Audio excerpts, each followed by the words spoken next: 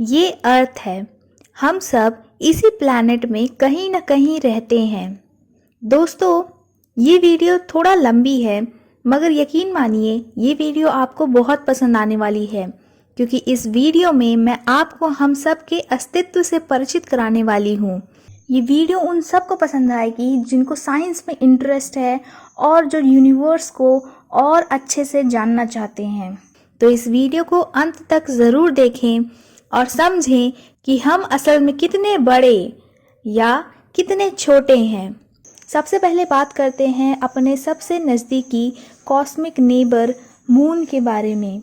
आप लोगों को लगता होगा कि चांद हमारी धरती से काफ़ी पास है, लेकिन असलियत में चांद हमसे 3,84,400 किलोमीटर दूर है। आपके समझने के लिए हम कह सकते हैं कि इतनी बड़ी दूरी के बीच में हम 30 पूरी की पूरी पृथ्वी लगा सकते हैं। और अगर आप किसी तरह इस दूरी में कार चलाने में सफल हो गए, वो भी एक fix speed 100 kilometre per hour में, तो आपको कुल 160 दिन ट्रैवल करने में लग जाएंगी। इतनी ज्यादा दूरी होने के बावजूद हमारी धरती के 12 लोगों ने चांद पर कदम रख लिए हैं, और ये एक बहुत बड़ी उपलब्धि है। हमारी पृथ्वी चांद से कुछ इस प्रकार की दिखाई देती है, और अगर आप चांद पर रहकर अपने घर पृथ्वी पर कोई संदेश भेजना चाहते हैं, तो आपका संदेश पृथ्वी तक पहुंचने में 1.25 सेकंड का वक्त लगाएगा, क्योंकि इतनी ही स्पीड पर लाइट ट्रैवल करती है।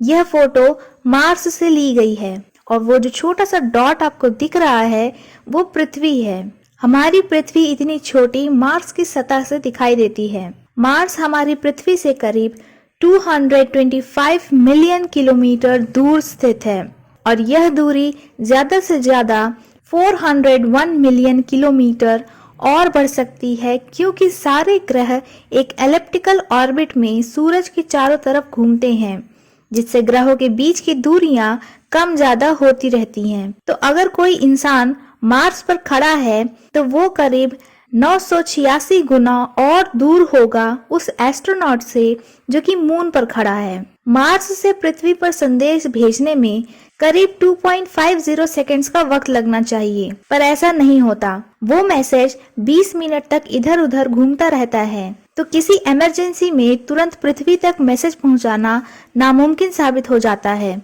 अब अगर हम पृथ्वी से और दूर चलें तो हमको वोयाजर 1 स्पेस प्रोब मिलता है, जो कि अभी तक की सबसे दूरी पर भेजा गया मानव निर्मित उपकरण है। ये करीब 138 AU दूर है पृथ्वी से। AU मतलब एस्ट्रोनॉमिकल यूनिट, जो कि सूरज से पृथ्वी तक की दूरी का माप है।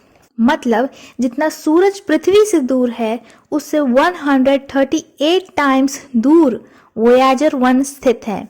वोयाजर के यहाँ वहाँ घूमने से एक तस्वीर उसमें कैद हुई थी। ये तस्वीर आपको बहुत ही साधारण लग रही होगी, लेकिन मेरी नज़र में ये एक महान ऐसी सिंगल खींची गई फोटो है जो आज तक कभी ह्यूमन हिस्ट्री में नहीं खींची गई। इस पूरी फोटो में आपको यह जो सिंगल डॉट दिख रहा है, ये पृथ्वी है, जो कुछ इस प्रकार दिखता है, जो कि हमारा घर है, जिसमें हम रहते हैं, जिसमें हम दूसरों से मिलते हैं, उनके साथ रहते हैं, अपने जीवन की पहेलियों से गुजरते हैं, कभी खुशी तो कभी गम, जिसमें हजारों अलग अलग रिलीजन्स हैं, जिसमें पैसों का उछाल आए दिन होता रहता है, जहाँ शिकारी भी है और साधु संत भी, हीरो भी और विलेन भी, क्रिएटर भी, डिस्ट्रॉयर भी, राजा भी, गरीब भी, एक प्रेमी जोड़ा भी और खुशी का इंतजार करता बच्चा भी, माँ भी,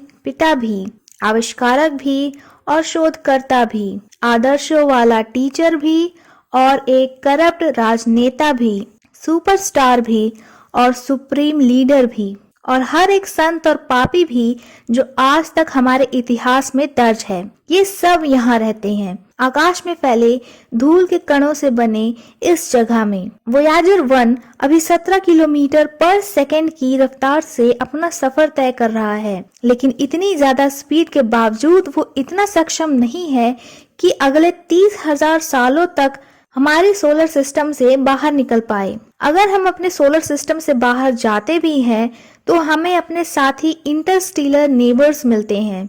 जिस तरह हमारे सोलर सिस्टम में 8 ग्रह सूरज की परिक्रमा करते हैं, उसी प्रकार इन इंटरस्टेलर नेबर्स में भी ग्रह घूमते हैं। यहाँ तक आने के बाद अब दूरी लाइट ईयर्स में नापी जाती है। लाइट ईयर्स मतलब प्रकाश द्वारा एक वर्ष में तय की जाने वाली दूरी, जो कि लगभग 9.461 ट्रिलियन किलोमीटर है। स्टार अल्फा सेंचुरी हमारे सूरज के सबसे पास पाए जाने वाला स्टार है, लेकिन ये फिर भी 4.24 लाइट ईयर्स हमसे दूर है। अगर हम वोयाजर 1 को एक सिधाई में अल्फा सेंचुरी तक ट्रैवल कराएं, तो भी इसमें 70,000 साल से भी ज्यादा का ही समय लगेगा। दूसरी भाषा में, अगर एक कार को चलाया जाए 1000 किलोमीटर पर आवर पर, जैसा कि हमने पिछले एग्जाम्पल में मून के साथ किया था, तो यह पूरे ब्रह्मांड की आयु से 6 गुना ज्यादा का समय लेगा अल्फा या प्रॉक्सिमा सेंचुरी तक पहुंचने में। यह तब का समय है जब इंसान पृथ्वी पर जन्मे ही नहीं थे। अब और दूर चलने पर हमें पूरी मिल्की वे गैलेक्सी मिलती है, जिसके बीच में पृथ्वी यहाँ स्थित है। ये छोटा सा येलो डॉट ही हमारी सारी सीमाएं हैं। हमारे रेडियो सिग्नल्स इसी येलो डॉट के अंदर घूम सकती हैं। इसका मतलब कि कोई भी एलियन जो यहाँ कहीं रहता होगा, हमारी वर्चस्व से अभी तक वाकिफ नहीं हुआ है। हमारे आज तक के ज्ञान के मुताबिक इस येलो डॉट के बाहर कंप्लीट साइलेंस है। पूरी गैलेक्सी 100,000 लाइट ईयर्स की दूरी से भी ज्यादा एंड से एंड तक फैली हुई है। हमारी गैलेक्सी में करीब 100 बिलियन से भी ज्यादा स्टार्स और 100 बिलियन से भी ज्यादा प्लैनेट मौजूद हैं। लेकिन हम अपनी गैलेक्सी की इस विशाल महिमा को नहीं देख सकते, क्योंकि 99% जो स्टार्स रात में आकाश में दिखाई देते हैं, वो सिर्फ इस येलो डब्बे के अंदर ही होते हैं। इतनी विशाल और अद्भुत गैलेक्सी सिर्फ अकेले ही नहीं है। इस ब्रह्मांड में इसी गैलेक्सी के जैसे 54 और गैलेक्सीज मौजूद हैं, जिसे हम लोकल ग्रुप कहते हैं, जो कि 10 मिलियन लाइट ईयर्स में फैला है। और दूर चलने पर हमें विर्गो सुपर क्लस्टर मिलता है, जिसमें हमारी गैलेक्सीज का लोकल ग्रुप यहाँ इस छोटी सी जगह में मौजूद है। विर्गो सुपर क्लस्टर में ऐसे ही करीब हजारों और गैलेक्सीज के ग्रुप मौजूद हैं। सिर घुमा देने वाली बात यह है कि ये पूरा विर्गो सुपर क्लस्टर करीब 110 मिलियन लाइट ईयर्स से भी ज्यादा के एरिया में फैला हुआ है। लेकिन ये विशालकाय विर्गो सुपर क्लस्टर भी बहुत छोटा है लैनिकिया सुपर क्लस्टर में, जो हमारी ही गैलेक्सी के साथ घर है और 100,000 गैलेक्सीज का। ये 520 मिलियन लाइट ईयर्स की दूरी तक फैला हुआ है। लेकिन इससे बाहर भी बहुत कुछ मौजूद है और देखने पर पता चलता है कि ये विशाल, अति विशाल लैनिकिया सुपर क्लस्टर बहुत ही ज्यादा छोटा है पूरे ऑब्जर्वेबल यूनिवर्स के मुकाबले। यहाँ वो हर चीज है जो हमें अभी तक पता है। इसके अंदर 2 ट्रिलियन अलग अलग गैलेक्सी मौजूद हैं और इन गैलेक्सीज के अंदर इतने स्टार्स हैं जितने कि पूरे पृथ्वी में रेत के कण। अर्थ से ऑब्जर्वेबल यूनिवर्स की किसी भी साइड तक की दूरी 46.5 बिलियन लाइट ईयर्स है, जिसका मतलब कि पूरी ऑब्जर्वेबल यूनिवर्स की दूरी 93 बिलियन लाइट ईयर्स है। सबसे मजे की खोज तो यह होगी कि इस ऑब्जर्वेबल यूनिवर्स के और बाहर क्या मौजूद है। यहाँ तक कि दुनिया को हमने अपने जानकारों की मदद से जान लिया है, लेकिन इससे भी बाहर की दुनिया और बड़ी और रोमांचकारी है, जितना कि हम कभी सोच भी नहीं सकते।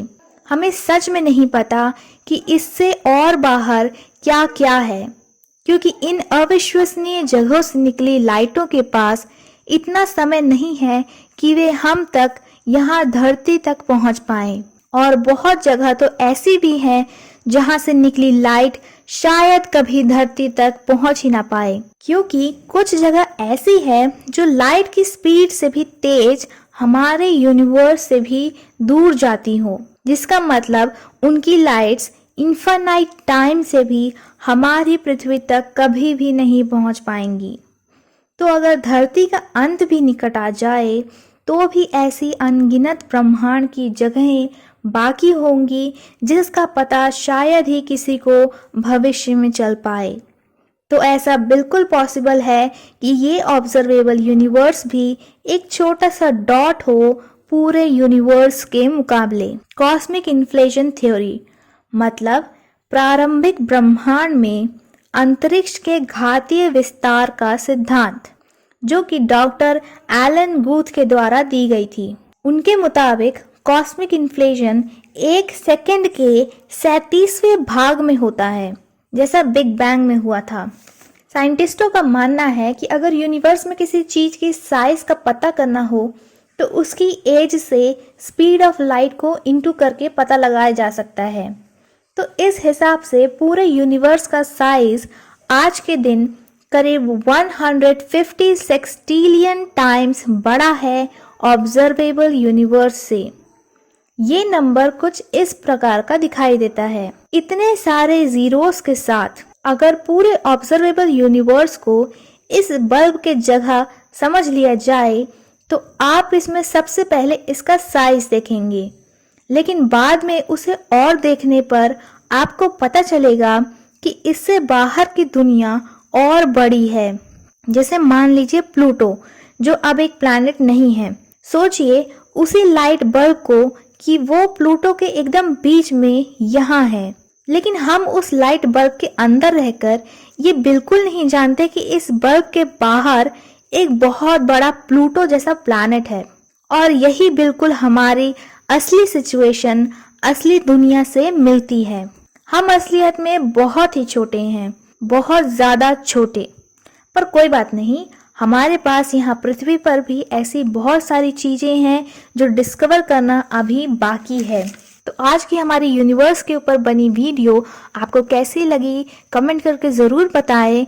अगर कहीं भी आपको ज़रा भी पसंद आई हो तो प्लीज़ लाइक करें और हमारे चैनल को सब्सक्राइब करें। बेल आइकन को दबाना ना भूलें ताकि कोई भी लेटेस्ट वीडियो मेरे अपलोड करने पर आपको उसका नोटिफिकेशन तुरंत मिल जाए। मैं हूँ आपकी दोस्त अंकिता सोनी। नमस्कार।